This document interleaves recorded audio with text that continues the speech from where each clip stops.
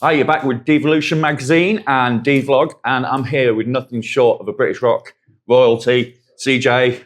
CJ is in the house. Hello, I mean rock royalty. Oh yeah, come on. You know, like normally royalty live in palaces. Well, this is true. Yeah, well, rock royalty don't. I'm far from a palace.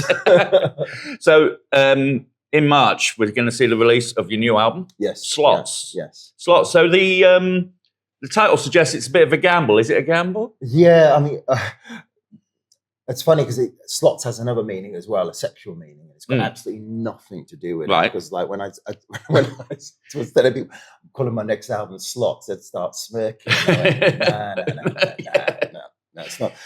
Yes, it's just the premise of the album was when I was coming up with it's not a concept album, but I was just thinking it's back.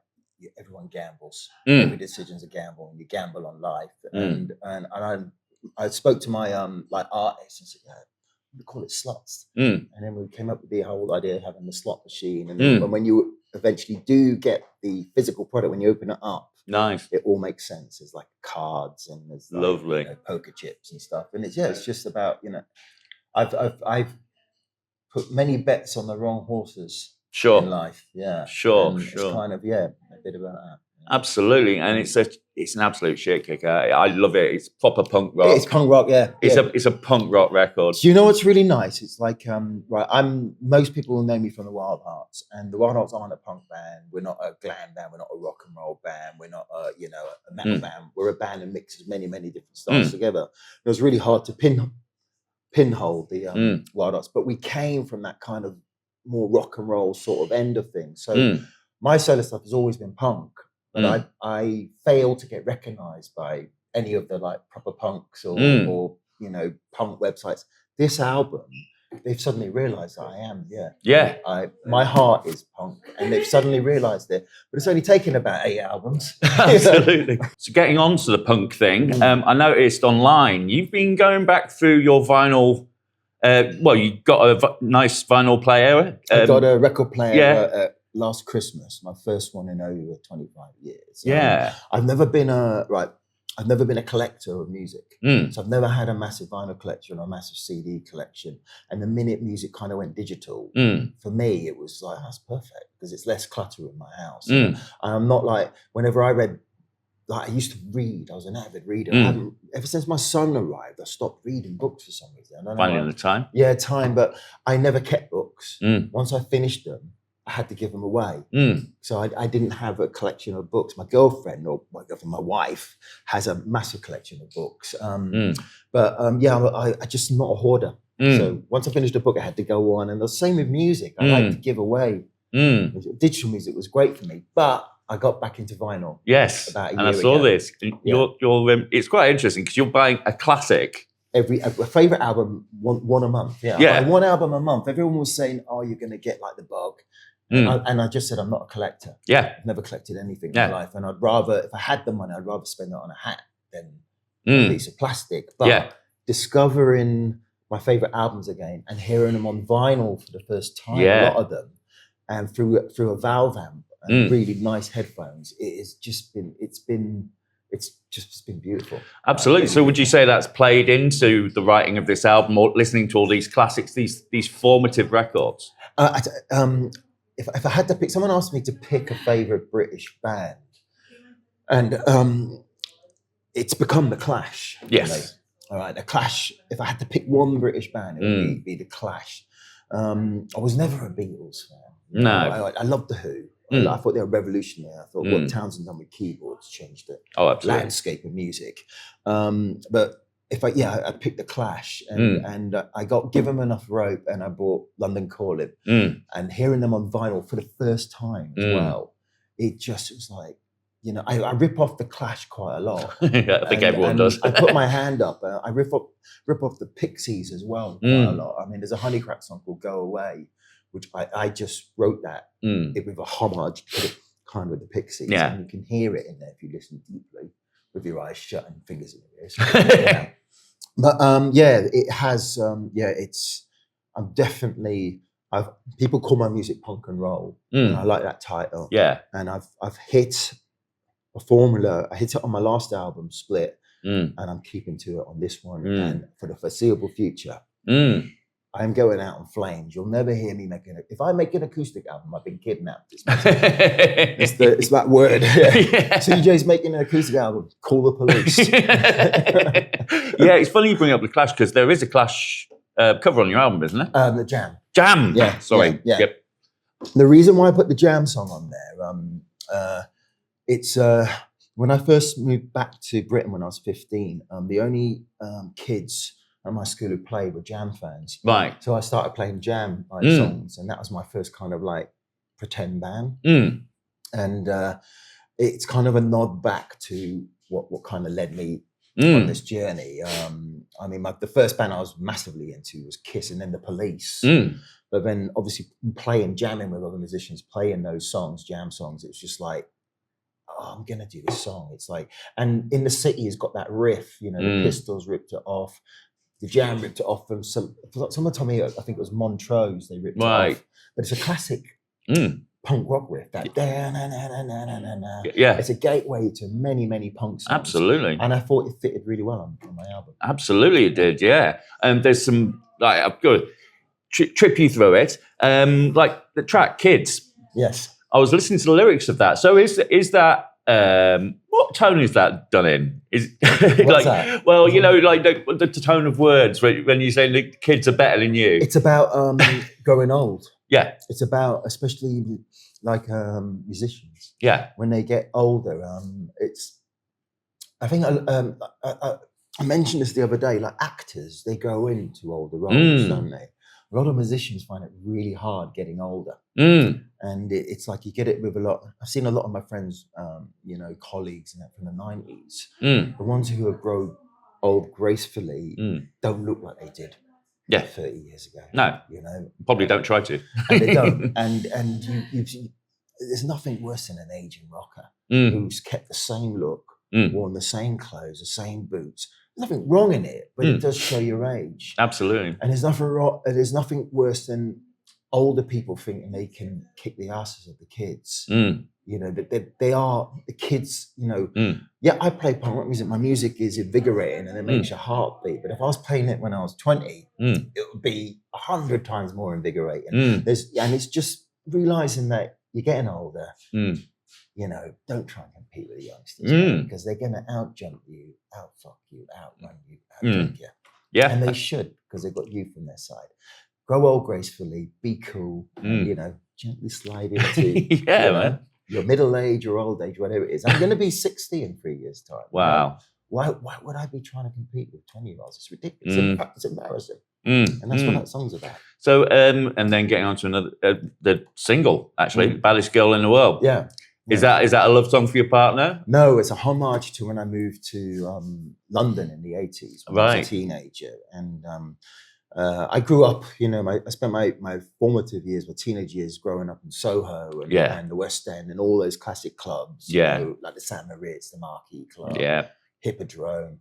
And it was a really good scene. And, you know, I was a glam rocker. I was, you know, hair for days, full makeup, head to foot and leather. And I used to go to some of the best clubs. They'll consider some of the best clubs in the world at the time. And just walking in there, you'd see the coolest girls. Yeah. You know, like these were like your Brody Dowles and your Joan Jett. Yeah, absolutely. And girls I didn't see in the town I moved to. And they just took my breath away. Yeah. And I always used to think I will never be cool enough to be like, you know, have a girl like that. Yeah. You know, I said this the other day, it only took me signing a major record deal and getting on top of the pops to be cool enough to have girls like that. Yeah, absolutely. So you say it's not a concept album, but is there a through line? Not really. I mean, because I can flip it on a. There's a song in there called "You Got the Best Part of Me," and that's going to be the next single, and it drops when the album drops next March, and that's a song for my wife. Nice. And it's a love song. It's a punk love song. Basically, saying that when you love somebody, they should have the best of you. If they don't, then it's not real love. You give the best part to whatever it is. If it's your children, your wife, your partner, your husband, of course, boyfriend, girlfriend, you give them the best of you.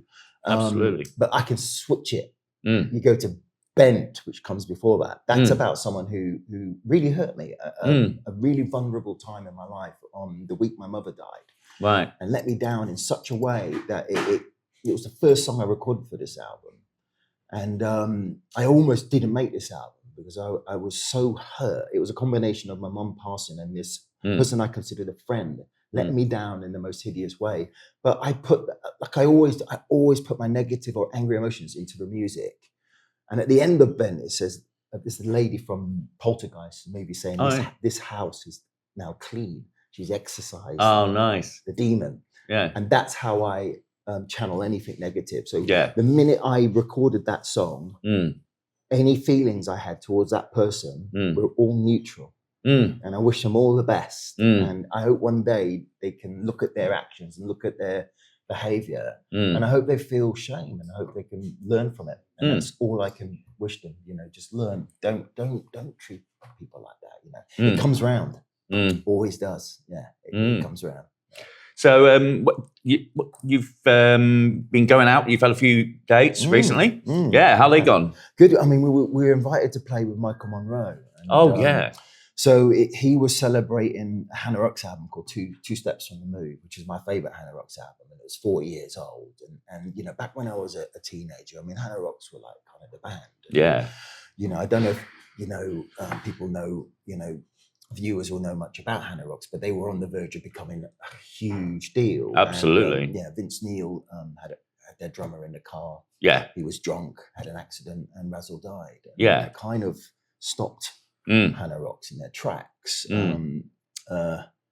I'd much rather Hannah Rock's became huge than Motley Crue because, let's face it, Motley Crue have about 4 good songs. Hannah Rock's have many, and they had a front man in Michael Monroe. Oh, yeah. He was, no offense to Vince Neil, but Michael was heads above. And he still sounds great. He's incredible playing the saxophone, plays the blues harp. He's like, 62. He runs around like a maniac. And they'll play in one of my favorite albums. And it was amazing.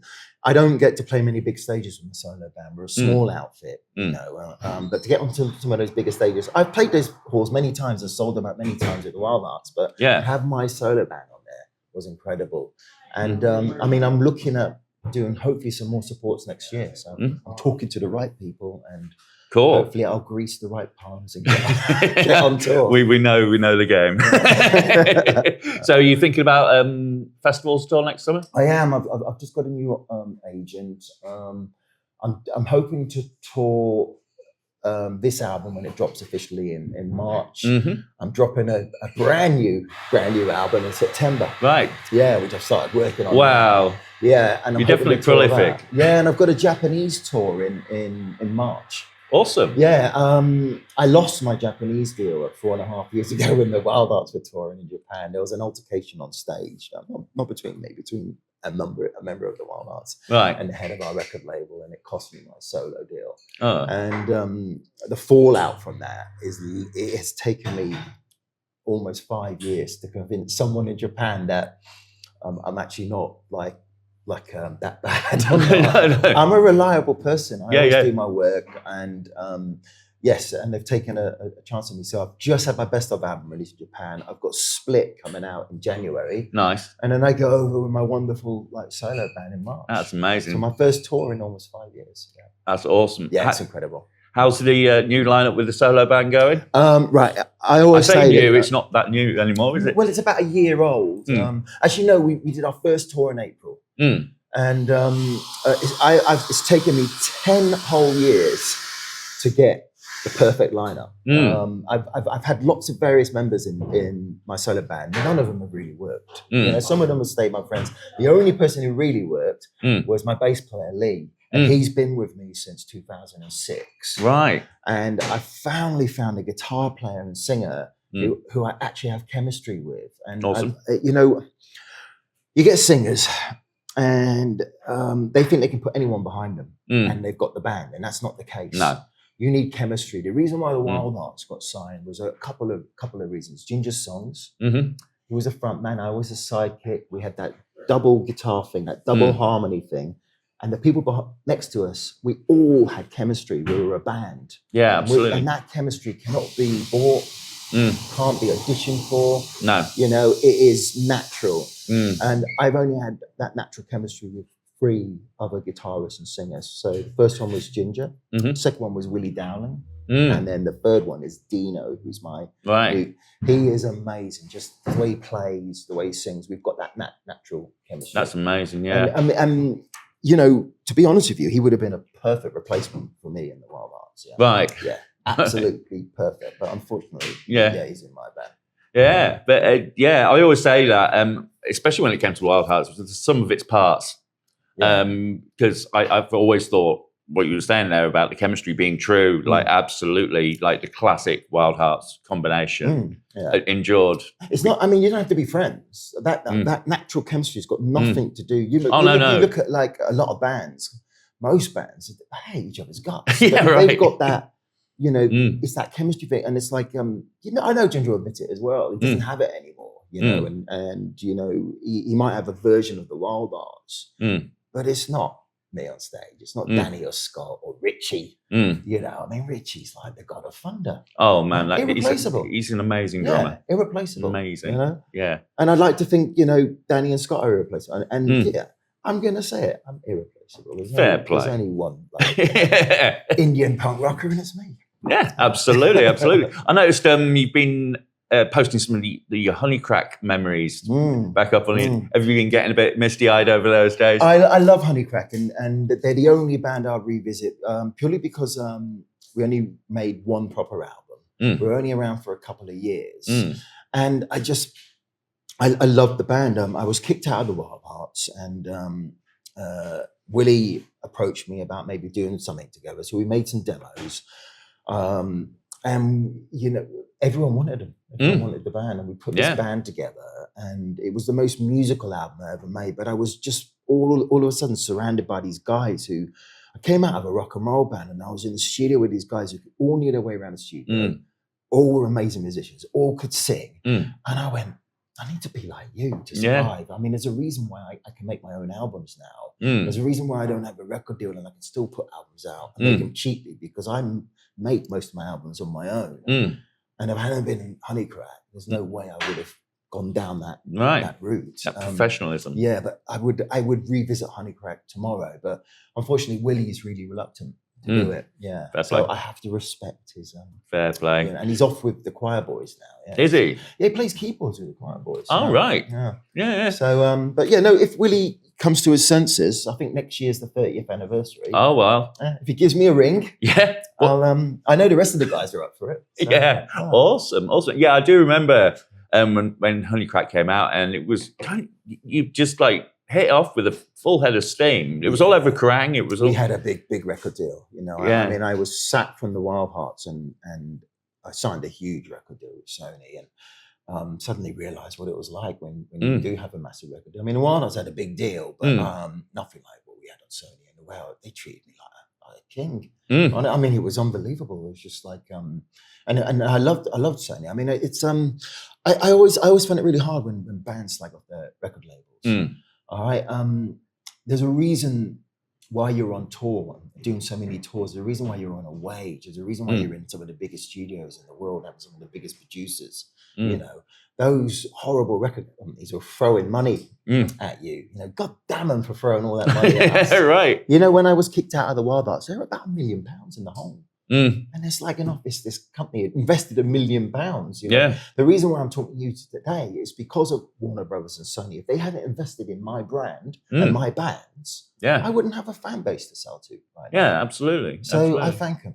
You know? They, you know, they were bastards sometimes, like everyone in business. It is a business, you know, isn't it? It's a business. And that's one thing I've always said to young bands is just remember you work the factory floor, you don't own the factory. Yes, yeah. I can't remember who said that. It could have been Steve Albini. Yeah, that's good. Good on that. So here's a question I'm asking at the end of my interviews. If you had to put one album on the national curriculum, for all the kids all over the world, like in the country, that they have to listen to before they get to 18, what album would you recommend? From any band? Any genre, any band? An essential piece of listening for growing up.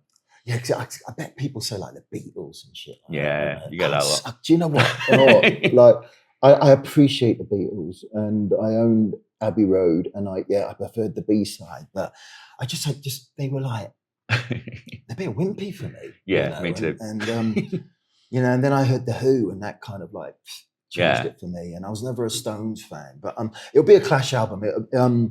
I'd say give them enough rope, but everyone will say, nah, London's cool. That's the one. There we go. That's the one. That's the one. So this is out in March. We've got Coolest Girl in the World, Baddest Girl in the World. Baddest Girl in the World. Yeah. That's out right now.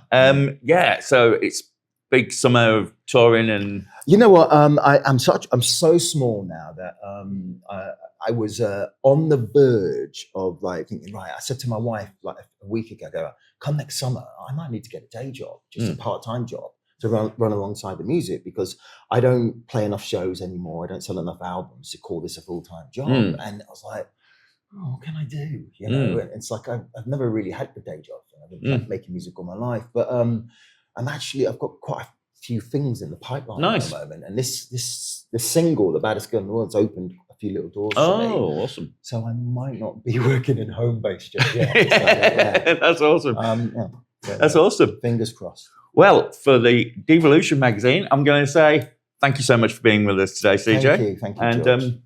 We'll see you another time. Definitely. Bye-bye.